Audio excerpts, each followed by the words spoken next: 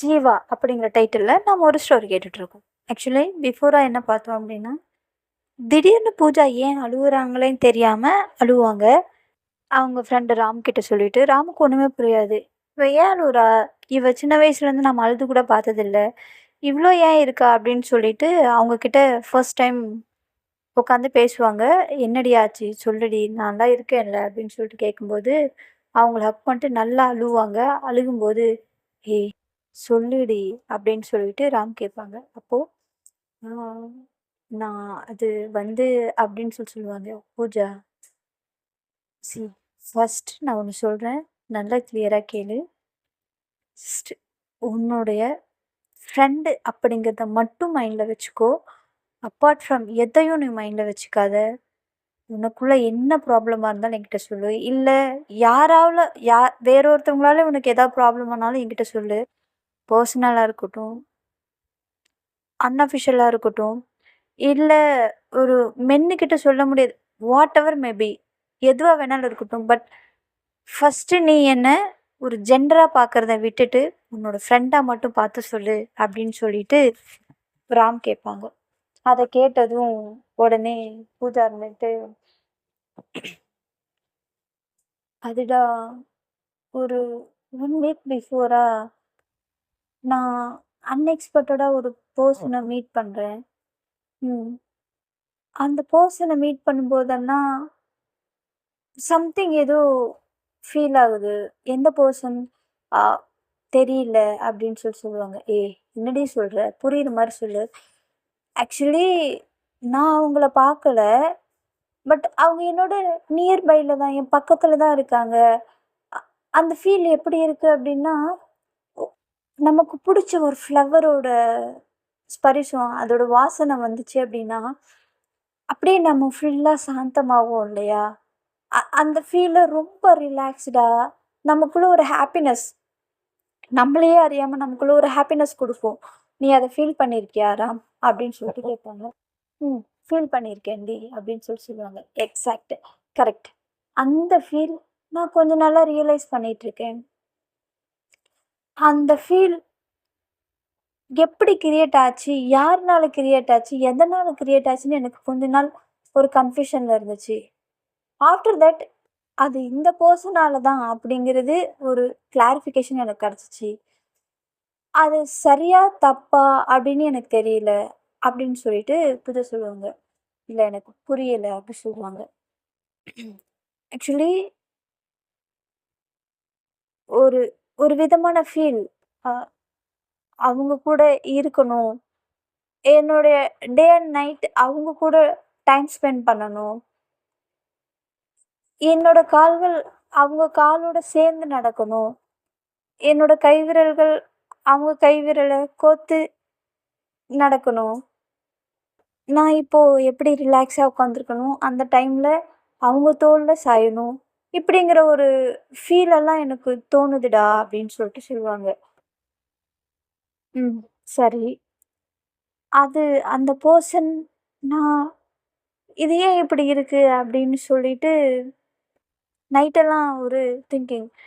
இப்படி திங்க் பண்ணிகிட்டு இருக்கும்போதும் ட்ரீமில் கூட அவங்க தான் வராங்க. அண்டு அந்த ட்ரீமில் ஒரு ஒரு நார்மல் பர்சனாக இல்லாமல் என் கூட ரொம்ப க்ளோஸாக, ரொம்ப ஹாப்பியாக, ரொம்ப ஜாலியாக, ரொம்ப சந்தோஷமாக, சி உன் கூட இருக்கிறதுன்னு தாண்டி ஒரு ஃபீல்டா எனக்கு அப்படின்னு சொல்லிட்டு சொல்லுவாங்க. சரி. அந்த பர்சனை நான் பக்கத்தில் இருந்து பார்த்துக்கணும் அப்படின்னு இல்லை, என் கூடயே வச்சுக்கணும் அப்படிங்கிற ஒரு ஃபீல் இருந்தாலும், இப்போதைக்கு எப்படி இருக்கேன்னா, அட்லீஸ்ட் அவங்க தூரமாக இருக்கும்போது அவங்களோட ஹாப்பினஸ் பார்த்து எனக்கு ரொம்ப ஹாப்பியாக இருக்குது. அவங்க சேடாக இருந்தால் எனக்கு என்னையே அறியாமல் நானும் சேட் ஆயிடுறேன். அதே மாதிரி அந்த பர்சன் வேறு யாரு கூடாவது பேசினா பழகுனா எனக்கு உடனே கோபம் வருது, கஷ்டமாக இருக்குது அப்படின்னு சொல்லிட்டு சொல்லுவாங்க. ஓகே. அதே மாதிரி தான் நேற்று அவங்கள ஒரு பர்சன் கூட பார்த்தேன். ரொம்ப க்ளோஸாக இருந்தாங்களா, அதான் ரொம்ப கஷ்டமாக இருந்துச்சு அப்படின்னு சொல்லிட்டு சொல்லுவாங்க. ஓகே அப்படின்னு சொல்லிட்டு ராம் சின்னதாக ஸ்மைல் பண்ணிவிட்டு பூஜா முன்னாடி எந்திரிச்சு, சும்மா அவங்க கால் கிட்ட மண்டி போட்டு உட்காந்துக்கிட்டு, "ஏய்! நீ லவ் பண்றியாடி?" அப்படின்னு சொல்லிட்டு கேட்பாங்க. "டேய்! என்னடா சொல்ற?" அப்படின்னு சொல்லிட்டு கேட்பாங்க. "ஆமாண்டி. நீ அந்த பெர்சன லவ் பண்ற. அது உனக்கு தெரியலையா?" அப்படின்னு சொல்லிட்டு கேட்பாங்க. ஆ எனக்கு ஸ்டார்ட்டிங்ல தெரியல. அதுக்கு அப்புறமா எனக்கு தெரிஞ்சிச்சுடா அப்படின்னு சொல்லிட்டு சொல்லுவாங்க. ஸோ நீ ரியலைஸ் பண்ணிட்ட. பூஜா கமிட்டட் ஆயிட்டியா? Oh no! ஏய்! எனக்கு உன்னை இப்பதான்டி ஃபர்ஸ்ட் ஸ்டாண்ட்ல பார்த்த மாரி தெரியுது. அதுக்குள்ள நீ என்ன இவ்ளோ பெரிய வந்து நீ லவ் மேரேஜ்க்கு ரெடி ஆயிட்டியா? அவ்ளோ பெரிய பொண்ணா வளர்ந்துட்டியா? ஓ! ஏய் என்னடி சொல்ற? அப்படின்னு சொல்லிட்டு ரொம்ப ஹாப்பியா ஃபீல் பண்ணுவாங்க. டேய் இருடா அப்படின்னு சொல்லுவாங்க. சரி, சரி. Okay, okay. இல்லடி நீ சொன்னதும் கொஞ்சம் சந்தோஷப்பட்டுட்டேன். வேற ஒண்ணும் இல்ல. என்னோட பூஜா வளர்ந்துட்டா அப்படிங்கிறது எனக்கு ஃபீல் ஆகுதுடி. Very good. அந்த பெர்சன் யாரு? அப்படின்னு சொல்லிட்டு சொல்லுவாங்க. அ அது வந்து அப்படி சொல்லுவாங்க. ஏன்டி சொல்லு அப்படின்னு சொல்லிட்டு கேட்பாங்க. அவங்களும் நம்ம காலேஜ் தான் அப்படி சொல்லுவாங்க. ஏய் சூப்பரு! நம்ம காலேஜா? ஏய் அந்த சீனியராடி அப்படின்னு சொல்லிட்டு கேட்பாங்க. டேய் போடா அவன்லாம் இல்லை அப்படின்னு சொல்லிட்டு சொல்லுவாங்க. அவன் இல்லையா? அப்பா தப்பிச்சேன்டா சாமி. ஏன்டா? இல்லை நான் வேற 2, 3 வாட்டி வம்பு இழுத்து வச்சிருந்தேன். நீயா இருந்திருந்தா கொஞ்சம் இன்னும் கொஞ்சம் நல்லா சேட்டை காமிக்கலாம். அப்போ எனக்கு சங்கு தான் அப்படின்னு சொல்லி சொல்லுவாங்க. டேய் அது சரி ஓகே, ஓகே, ஓகே. சரி சொல்லுடி அப்படின்னு சொல்லிட்டு சொல்லுவாங்க. அது ஒரு பொண்ணுடா அப்படின்னு சொல்லி சொல்லுவாங்க. அம், எனக்குள்ள ஒரு டவுட் இருந்துச்சு. என்ன டவுட்டுடி? சேம் ஜெண்டர் மேல லவ் ஃபீல் வருமாடா அப்படின்னு சொல்லிட்டு கேட்பாங்க. ஹே மண்டு, என்ன கேள்வி இது? கண்டிப்பா வரும் அப்படின்னு சொல்லி சொல்லுவாங்க. எப்பிட்றா அது தப்பு இல்லையா? அப்படி சொல்லுவாங்க. ஏன் மேடத்துக்கு இவ்வளோ நாளா இப்போ தப்புன்னு தெரியலையா? அப்படி சொன்னாங்க. தப்புன்னு தெரியும். வீட்ல ஒத்துக்க மாட்டாங்கன்னு தெரியும். அதையும் தாண்டி இந்த ஃபீல் நல்லா இருக்குடா அப்படின்னு சொல்லிட்டு சொல்லுவாங்க. ஆ இருக்கும்டி இருக்கும். ஏன் இருக்காது? அப்படின்னு சொல்லிட்டு கிண்டல் பண்ணுவாங்க. அப்போ உடனே அவங்க ஏறி அவங்க பக்கத்துல உட்காந்துக்கிட்டு எந்திரிச்சு பக்கத்துல உட்காந்துட்டு, "இங்க பாரு பூஜா, லவ்வுங்கிறது நெறைய விதமா சொல்லலாம். ஸோ ஒரு பெர்சன சொல்லலாம். ஒரு சேம் ஜெண்டர சொல்லலாம். அதர்வைஸ் உயிர் இருக்கிறது, உயிர் இல்லாததுக்கு இப்படி எல்லாத்து மேலயும் நமக்கு லவ் வரும். எல்லையே இல்லாத ஒரு லவ் வரும்." இப்போ சிம்பிளா சொல்லணும் அப்படின்னா, எல்லாருமே நமக்கு பிடிக்கும். நம்ம ஃப்ரெண்ட்ஸுங்களா இருக்கணும். எல்லாருமே நம்ம ஒரு விதத்துல லவ் பண்ணிட்டுருக்கோம்டி. இப்போ அ என் மேல உனக்கு இருக்கிறது ஒரு விதமான லவ். எனக்கும் உன் மேல இருக்கிறது ஒரு விதமான லவ். பட் எல்லாத்தையும் தாண்டி ஒரே ஒரு ஸ்டெப் டிஃப்ரெண்ட் இருக்கும். அந்த ஒரு டிஃப்ரெண்ட் தான் உனக்குள்ள இப்ப இருக்கிறது அப்படின்னு சொல்லி சொல்லுவாங்க. புரியலையேடா அப்படின்னு சொல்லி சொல்லுவாங்க. நம்ம மனசுக்கு பிடிச்ச எல்லா விஷயமும், எல்லாமே நம்ம லவ் பண்ற ஒரு விஷயம் தான். சேம் ஜெண்டர் லவ் பண்றது எந்த விதத்திலும் தப்பு கிடையாதுடி. பட் இப்போ இருக்கிற ஜென்ரேஷன்ல சில பேர் அத அக்செப்ட் பண்ணிப்பாங்க. சில பேர் அத அக்செப்ட் பண்ணிக்க மாட்டாங்க.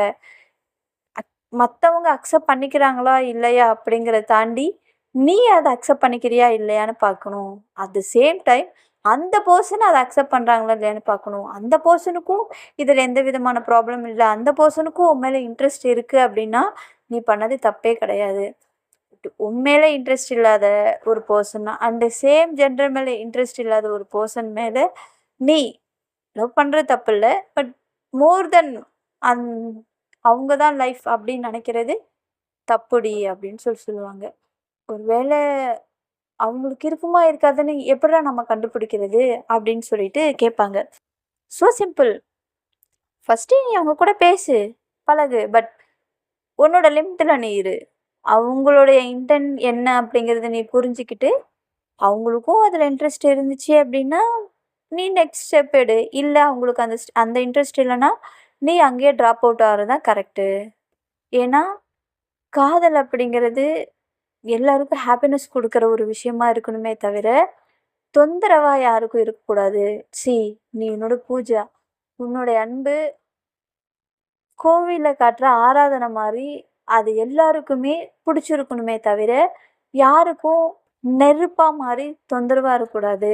அதுவும் நாம நேசிக்கிற ஒரு பெர்சன நாம எப்பவுமே அன்பா தான் பார்த்துக்கணுமே தவிர, எந்த விதத்துலயும் அவங்கள கோவமா பார்க்கக்கூடாது.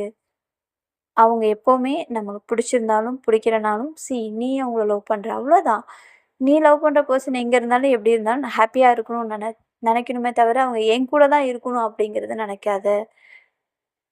உனக்கு அந்த பெர்சன பிடிச்சிருக்கு அப்படின்னு சொல்றது, கொஞ்ச நாள் ஃபர்ஸ்ட்டு நீ அதில ஒரு கிளாரிட்டி ஆகு. ஆனதுக்கப்புறமா நீ போய் அவங்க கிட்ட சொல்லு.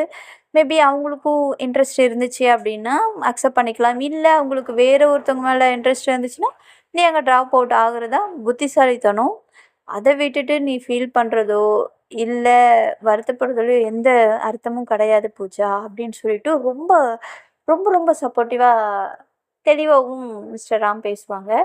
ஸோ இதெல்லாம் கேட்டதுக்கப்புறம் பூஜாவுக்கு ரொம்ப ஹாப்பியா இருக்கும். உடனே தேங்க்ஸ்டா அப்படின்னு சொல்லுவாங்க. ஏய் மண்டு, நான் உன்னோட ஃப்ரெண்டுடி அப்படின்னு சொல்லுவாங்க.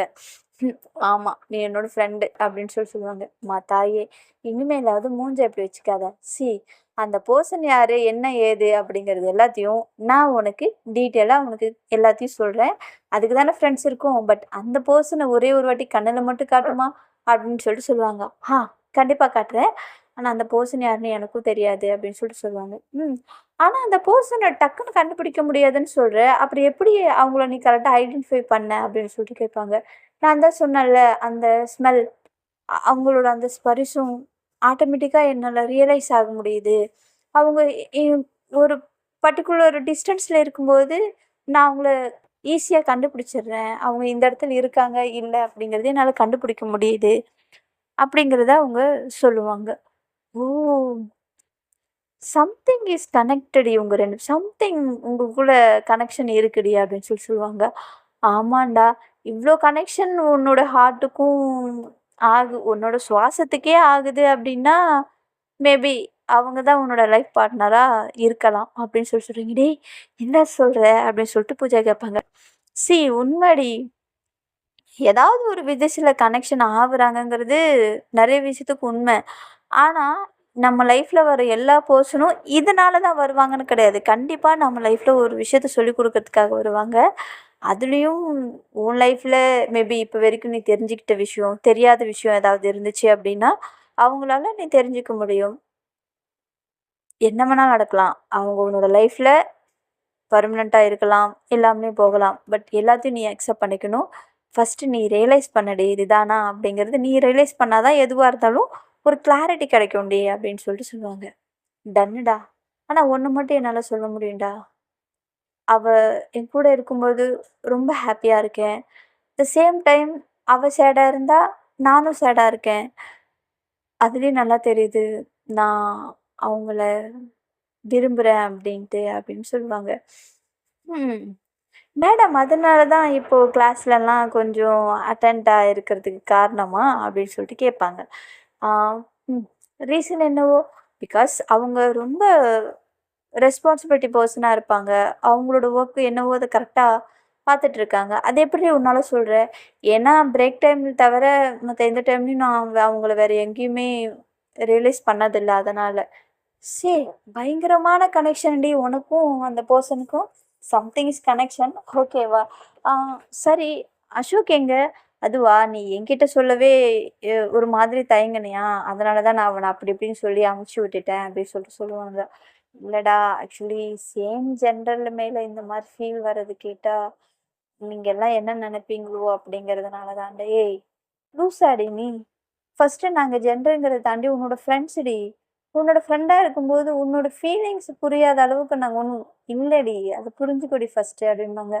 சாரிடா அப்படி சொல்லுவாங்க. It's okay, okay. No problem. இருக்கட்டும் வா போலாம் அப்படின்னு சொல்லிட்டு, அவங்க ஃப்ரெண்ட கொஞ்சம் நார்மலாக்கி சமாதானம் பண்ணி வீட்டுக்கு கூட்டிட்டு போவாங்க. இதுக்கப்புறம் என்ன நடக்குது அப்படிங்கிறதெல்லாம் நாளைக்கு பார்க்கலாம். இப்போ வரைக்கும் ஸ்டோரி கேட்டுட்டு ப்ளீஸ் உங்க கமெண்ட் பாக்ஸ்ல கமெண்ட் மறக்காம பண்ணுங்க. எல்லாரும் ஸ்டோரி கேட்டுட்டு நிம்மதியா தூங்குங்க. எல்லாருக்கும் good night and sweet dreams. டாட்டா. பை.